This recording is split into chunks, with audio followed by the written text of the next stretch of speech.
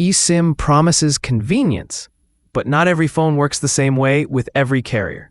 In this series, we'll break down why travel eSIMs often work when local carriers don't, which providers make sense, and where eSIM is easiest around the world.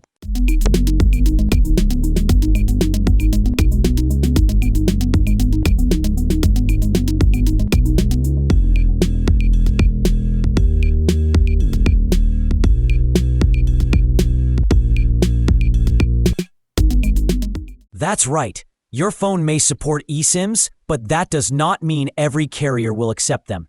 That's one of the biggest sources of confusion for travelers, expats, and anyone trying to switch plans. People assume that if a phone has eSIM, then any eSIM should work anywhere. But in reality, eSIM technology is only part of the story. The real issue is compatibility, carrier policy, device approval, network requirements, and sometimes even regional firmware.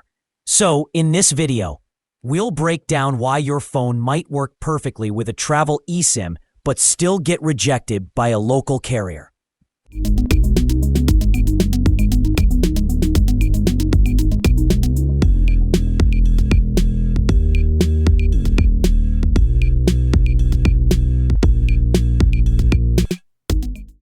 Before we move any further, we know what SIM cards are, but what is an eSIM?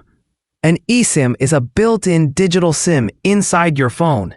Unlike the physical SIM card, with this new technology, you don't insert anything. Instead, the phone downloads a carrier profile digitally. That profile tells the device how to connect to a mobile network. The benefit is simple. No tiny card to swap. Multiple plans can be stored. Easy switching between carriers, they are useful for travel and dual lines. So when people say my phone supports eSIM, they usually mean the device has the hardware needed for digital carrier activation. However, hardware support alone is not enough. And this is where the confusion begins. People assume if it's eSIM, it should all be the same, right? Technically, yes, the underlying technology is the same. The reality in practice is that different providers use different rules. What we all need to know is that an eSIM plan is not just a digital switch. It is something that is also tied to the carrier's approval system, the network type, the phone model, regional restrictions, and sometimes IMEI verification. And so, the technology may be the same, generally speaking, but the business rules are not.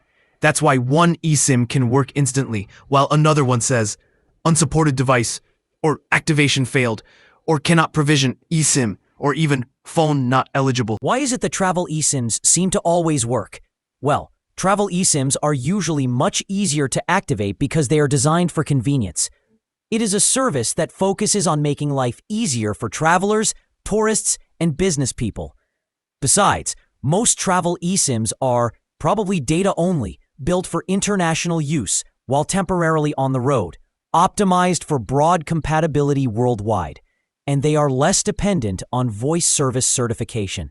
That means that they often don't require the same level of testing or approval as a traditional local mobile plan with the carriers in your hometown.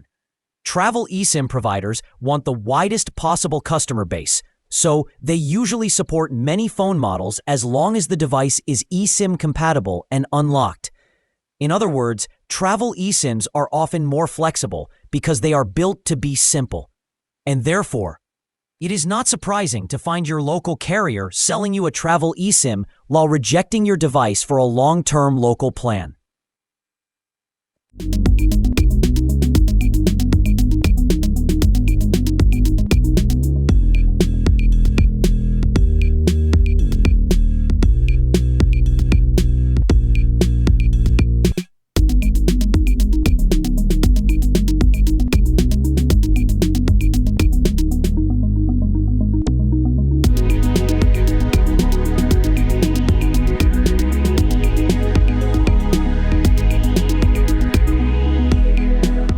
Local carriers are usually much stricter when offering their local plans, while making a short plan available to travelers by selling profiles to be used within their competitors' travel eSIMs. What other reasons could be behind some device rejections? Well, when it comes to offering their own eSIMs for local long-term plans, they care about more than just basic internet access. They often require your device to work with voice calls, SMS, VoLTE, 5G, emergency services, local regulatory standards. And that's where problems start. A local carrier may reject your phone because 1. The IMEI is not recognized. Your phone's IMEI may not be in their approved system. 2. The model is not certified. Even if the phone is technically compatible with the eSIM technology, the carrier may not have tested it. 3. VoLTE or 5G requirements. Some networks require certified support for voice over LTE or 5G access. 4. Region-specific firmware. A phone bought in one country may have different software behavior than the same model sold elsewhere. 5. Carrier whitelist systems. Some carriers only allow devices they've explicitly approved. So the issue is often not the eSIM itself. It's the carrier's internal acceptance rules.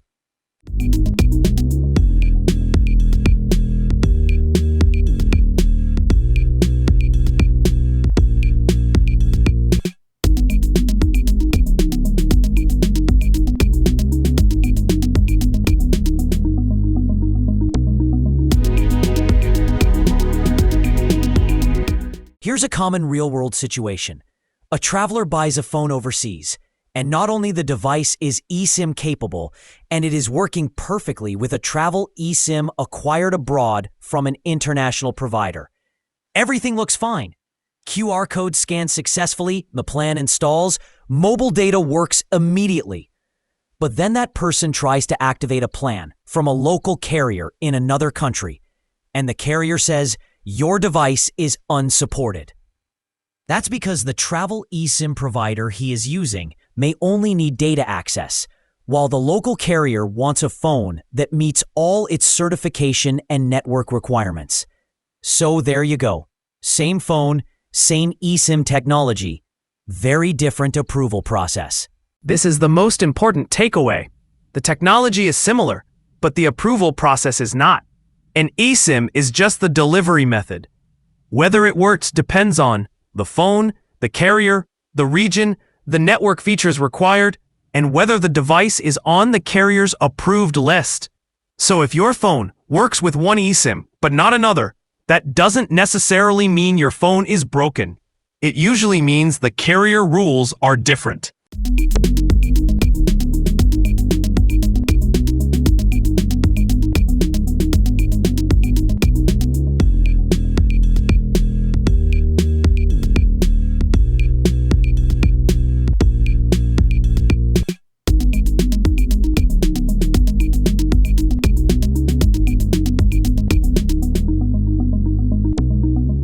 Let's recap. eSIM is a built-in digital SIM. All eSIMs use similar core technology. Travel eSIMs are usually easier because they are data-only and broadly compatible. Local carriers can be stricter because they require certified support for voice, 5G, and regional network features. Compatibility depends on carrier policy, not just phone hardware. eSIM is one technology, but the rules change by carrier and by country. If you understand the difference, you can save money. Avoid activation problems and choose the right plan with confidence. In the next video, we'll compare travel eSIMs versus local carriers in detail, including cost, convenience, activation, and when each one makes the most sense. If this video helped you, like, subscribe, and stay tuned for the next part of the series. If you enjoyed this video, please give it a like, subscribe for more content, and share it with someone who might find it useful. Your support helps the channel grow. Thank you.